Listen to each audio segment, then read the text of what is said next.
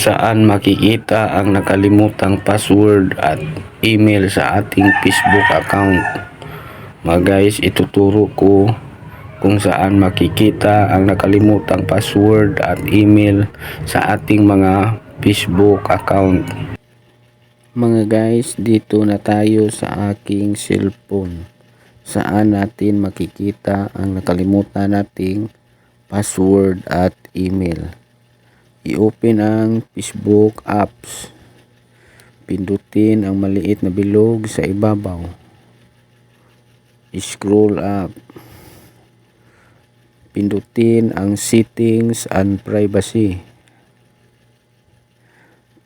Pindutin ang settings.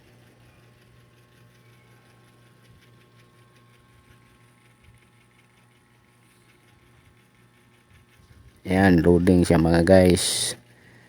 Pindutin ang see more in account center. Scroll up. Pindutin ang personal detail. Pindutin ang contact info. Ayan mga guys. Yan ang ating nakalimutang email. Para makita nun guys ang ating password mga guys, back tayo guys, punta tayo sa Google Chrome. Pindutin ang Google Chrome.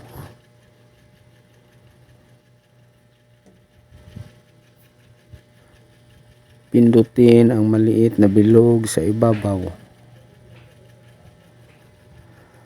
Pindutin ang settings.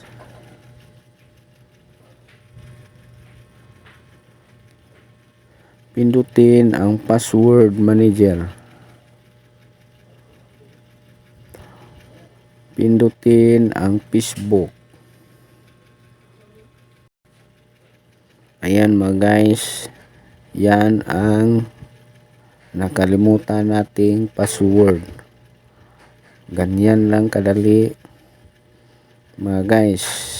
Sana may natutunan kayo mga guys. Good luck sa inyo. Bye bye. Thank you.